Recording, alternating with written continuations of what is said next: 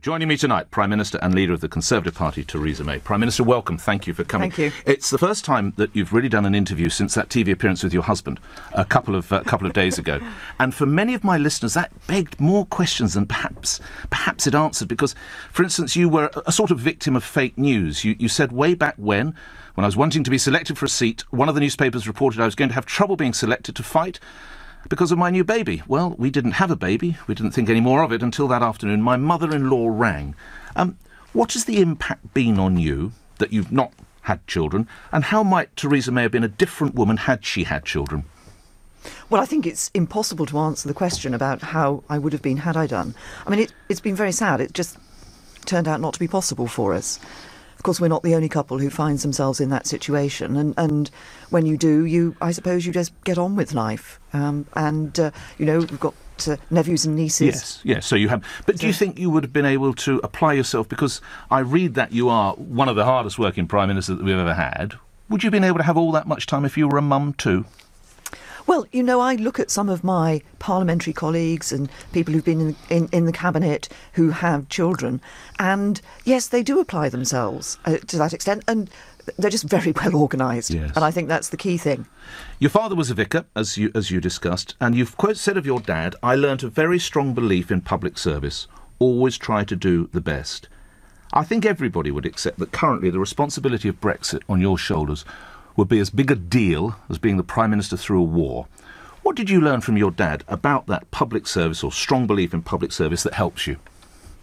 Well, I think, first of all, it was about, I suppose, trust in people, in a sense. I mean, he was very clear that you should always take people as you find them, not have preconceptions about people. But that's actually about trusting people. And putting the Brexit vote into place, delivering on it, is about trusting the view of the British people. And I feel that very strongly for politicians. I think a lot of trust in politicians has worn out over the years, and we need to restore that. And I think delivering on Brexit is a part of restoring that trust. But as I say, in the quote that you gave there, the other thing my parents taught me, and my father particularly, was whatever job you're doing, get on with it and give of your best. And that's what I intend to do. When you were Home Secretary, you once said you got between 5 and 6 hours sleep.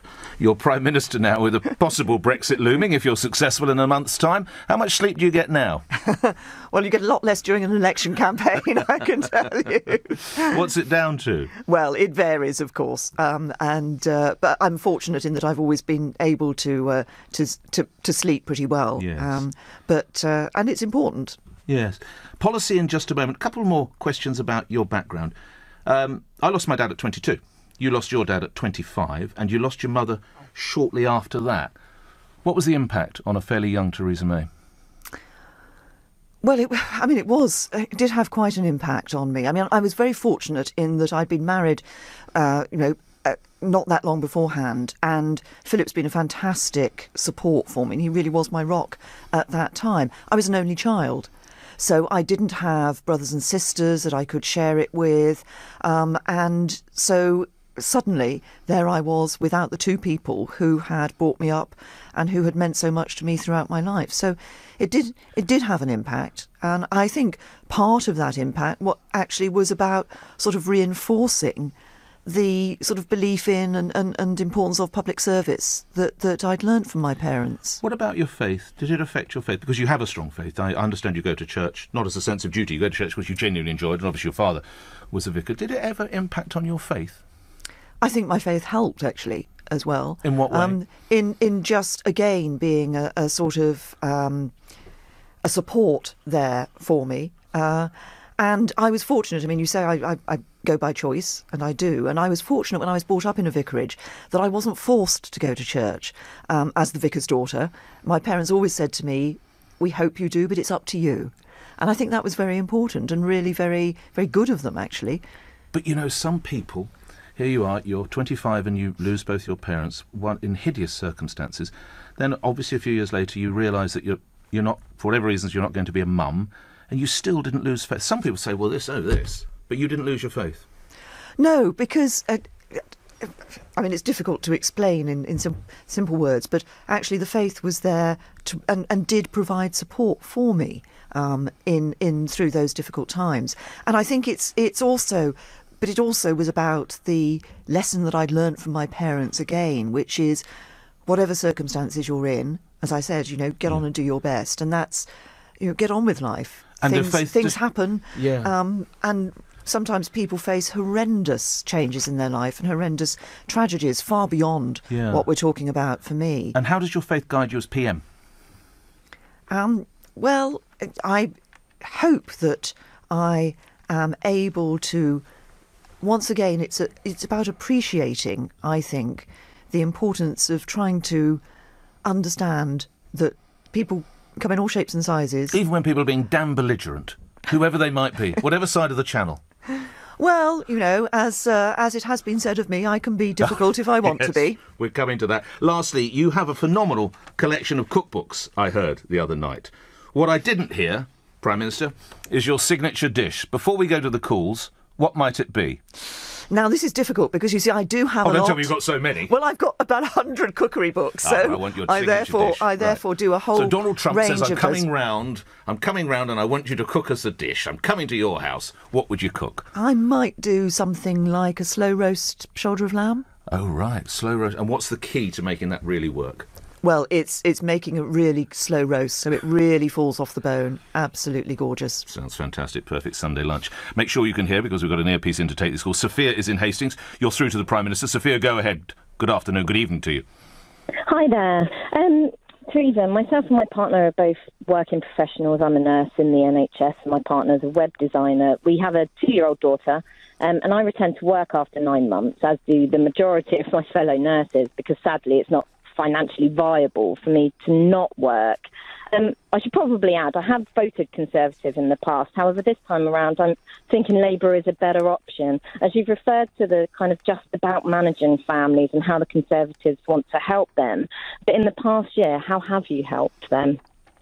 Well, I think I would say there's a variety of things, Sophia. I mean, first of all, you mentioned that you have a little one, and of course we have increased the support that's available through for childcare. You've said you've gone back into the workplace. So I'm not sure what childcare arrangements you've been able to put in place, but we have increased the support. It was in the past that families had 15 free hours of childcare for 3 and 4-year-olds. We've doubled that to 30, something like overall about 400,000 families will benefit from that.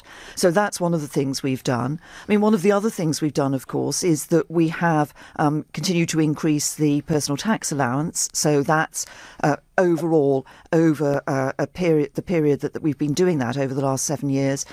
What will a typical basic rate taxpayer will on average be £1,000 a year better off from that tax change that's taken place.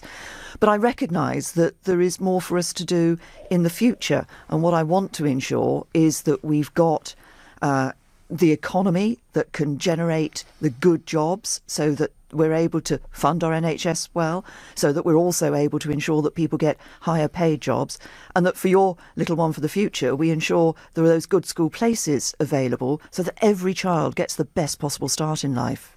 Sophia, how do you want to respond?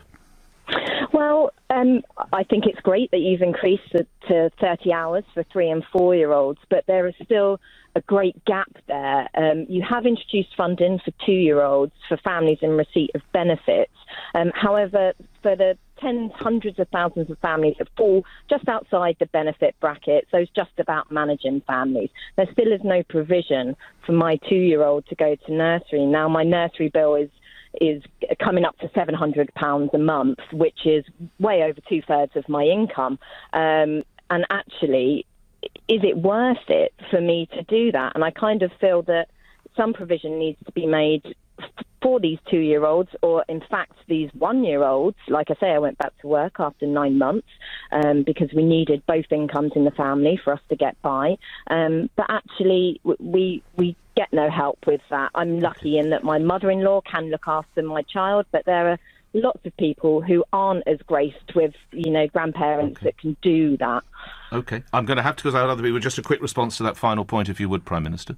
Well, I recognise, this is what Sophia describes is exactly the sort of situation that a lot of people, I recognise, find themselves in. They need the two incomes in order to cover the living expenses, and this does pose problems. That's why we want to ensure that we've got those opportunities there. You made a very moving speech when you became Prime Minister about helping the Just About manage. How far down the path would you say you are? And let's be candid, if you are successful in 4 weeks' time, you're going to have to raise more money to help people like Sophia, aren't you? Well, first of all, you asked how far we are down the various things that I set out when I first became Prime Minister. And of course, a number of those are going to take some time. But let me give you one example. One of the issues that I raised was the injustice of the way in which people with mental health problems are treated. And I feel that is a real injustice. There's been a stigma around mental health for too long. I think we do need to ensure that we've got better provision for people with mental health. And we're going to look at the Mental Health Act. We're going to have a new legislation if we're in government for mental health. We're going to change the way the Equalities Act works in relation to discrimination in the workplace, so that you can't be discriminated in the workplace because of mental health. And How does that help the Just About managings, though? Well, you asked I'll come on to that, but you asked about what I said in number 10 Downing Street, right. and that was one of the issues. Okay, but for the Just About managings, and I'm sure Sophia doesn't mind me using that in this because she's termed herself so, without raising more cash. Your problem is you're going to have to find more cash if you're successful in 4 weeks' time, aren't you? And my understanding is this where are you on the triple lock, as it's known? Where we are is that pensions will continue to go up under a Conservative government. Mm-hmm. How we calculate that will be in our manifesto, and we haven't published that manifesto yet. But pensions will continue to go up. And of course, we have seen people can look at the election and look at the choice they have. If they remember, under a Labour government, there was a year in which pensions went up by 75p. They're now, for a basic state pension person, somebody on basic state pension, it's worth £1,250, the increases that have been available. But to get the cash, are you going to raise tax? But what we want to do is to be able to actually reduce tax on working families. That's the instinct of us as Conservatives, because we're a low-tax party. Right. What we want to do for families is across a whole range of issues. And if you look at, if I may just, Nick, for the Just About managing, there's a number of issues for them. The changes that have been made in personal tax are a help, and we've taken about 4 million people out of paying income tax altogether. But there are other things people worry about. They do worry about the education for their children. That's about ensuring there's a diverse school system that gives good school places. They worry about whether their youngsters are going to be able to afford a home when they grow up. So we've got plans to ensure that we're building more homes for rent and buy. Are you going to put tax up for those earning more money? We are a party that believes in actually trying to ensure that we have low taxes, rather than the instinct of the Labour Party, which is to put taxes up. It doesn't quite answer the question. Will you be putting taxes up? Well, what I'm saying is we have no plans to increase the level of tax. For the full term? No plans to increase the level of tax. For the full term. What I'm saying is that that's because we're a party that believes in low tax, and our instinct is to reduce tax on working families. Will that be for your full term, or you can't commit? No, as a government, we would go into government with no plans to increase the level of tax. But, as I say, what I would want to do, my instinct would be to find ways of reducing tax on working families. But, of course, in order to do that, we need to ensure we've got the strength of economy. We keep the economy going, a growing economy. That's about getting Brexit right. It's also about, there's a stark contrast with Labour, whose plans would wreck the economy. Let's get to more calls. Romina is in Leeds. You're through to the Prime Minister. Go ahead, Romina. Oh, hi. Thanks for speaking to me. I'm a doctor based in Leeds, and I'm sure you're aware that healthcare professionals in the NHS are increasingly understaffed and overstretched at the moment, which is making it near impossible to ensure safe care for all of our patients. Now, I've personally dedicated the last 12 years of my life to a career in medicine. I'm a paediatrician, and it's quite sad, actually, because I'm now at the point of seriously considering resignation because things have gotten so bad on the shop floor. So I guess my question is, what are you planning to do about these crippling frontline staff shortages, which have worsened as a result of the government's failure to invest properly in the NHS? Well, Romina, first of all, I'm very sorry to hear that you're thinking of leaving the profession, because obviously, as you say, you've devoted your life to it for the last 12 years. And obviously, we want good healthcare professionals to stay in the NHS. I mean, if I just step back for a minute, of course, we did ask the NHS to produce its own 5-year plan, which it did. We have put the extra funding into the NHS, and by 2020 it'll be, in real terms, £10 billion extra a year. And overall across the NHS, we actually see more doctors and more nurses in the NHS. But we do, of course, want to continue to ensure that we've got the money for a first-class NHS. We're putting more money in on other things, such as helping some of the problems that hospitals particularly see. One of the issues for hospitals we see is this interaction with social care, the problems of elderly patients in hospitals. I know as a paediatrician, you're at the other end of the age scale, but elderly patients in hospitals unable to be discharged. That's why we've put some extra money, £2 billion extra in the budget for social care. If we go by the King's Fund figures, Prime Minister, they would argue that the £8 billion that was requested and given to NHS England, if you allow for various other monetary pressures, is actually £3.5 billion. Well, actually, we didn't just put 8 billion in, we've put 10 billion. It'll be 10 billion that's going into the NHS by 2020, and that's 10 billion pounds in real terms. But yes, we do need to make sure that we're also putting money in, and we've put some more money in the budget to help A&Es particularly, because we know the number of those were closed pressure on in those. January, weren't they? They had to close There was pressure on A&E. More people are going to A&E. Right. So we see, the success of the NHS is there are more operations, more patients are being seen, more patients are getting diagnostic tests, more patients are going into A&E. Yeah. Okay. But of course we need to be able to support that. Right. All right. Well, 20 hospitals in England were on black alert in January. I don't know how successful that was. Quick last word from you, Romina, before we go on to the next call. Romina? I was just thinking, in response to what you said there, we've had lots of A&Es and GP practices close across the country because of shortage of staffing. I've actually witnessed organ transplants being cancelled because there haven't been enough nurses there to provide post-operative care.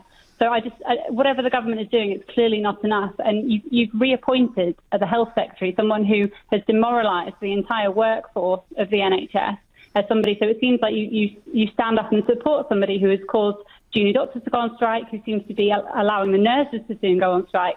And that doesn't seem to fall in line with what the front line of the NHS want to see. It's not exactly unprecedented. It's pretty rare for junior doctors to go on strike, Prime Minister. It was under the current Health Secretary.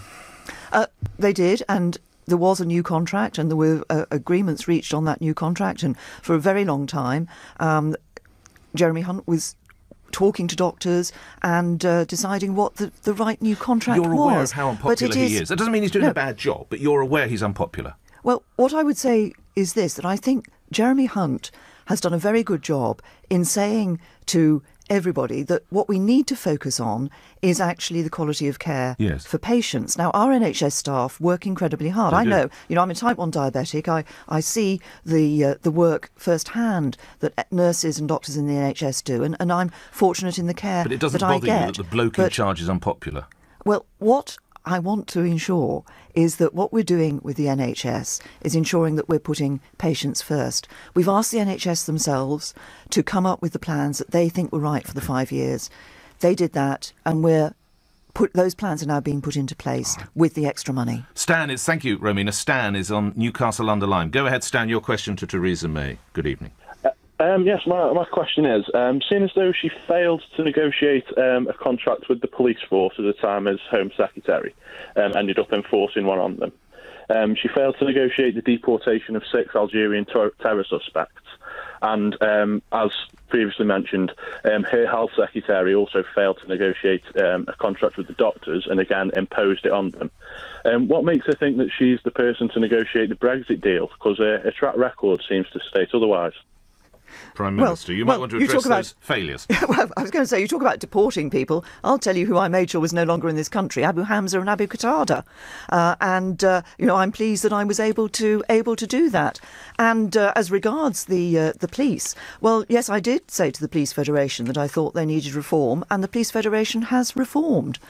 So I think that was a positive and a success, and will lead to the Police Federation being better able to work for the police officers who are its members. Taking Stan's central point, which is, are you the Prime Minister to negotiate a Brexit? I understand you don't recognise hard Brexit, you don't recognise the term soft Brexit. Define a good Brexit deal. Well, a good Brexit deal is one where we have a good, deep and special partnership with the European Union. We have a good trading relationship with the European Union. We're still cooperating with them on security. Outside of the single market. Well, with access to the single market, not a member of the single market. Because if you're a member, you have to have, abide by the European Court of Justice and free movement. Effectively, you're still a member of the European Union.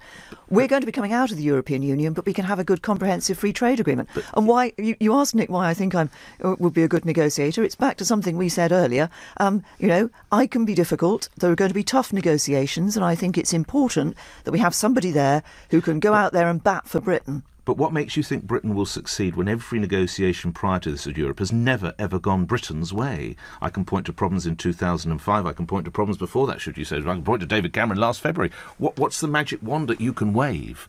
Well, there are some negotiations that have gone well. I mean, we had this process, it sounds terribly jargonistic, but we had the ability to come out of some of their arrangements on justice and home affairs matters and then go back into those that we thought were necessary for our security. I had to do that negotiation as Home Secretary. Everybody said we wouldn't achieve what we said we would, and we did. All right. Your predecessor, you may be aware, has been out campaigning in Crewe and Nantwich. I don't know if you've heard. He had this to say. This is one of the most defining elections I can remember, where it's so important, not only that the Conservatives win and win well, so Theresa can negotiate that Brexit deal, so she can stand up to people that want an extreme Brexit either here or in Brussels.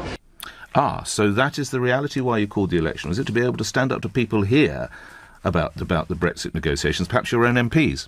No, the reason I called the election was because I think we need the security, the stability for 5 years of greater certainty that can take us through Brexit and beyond.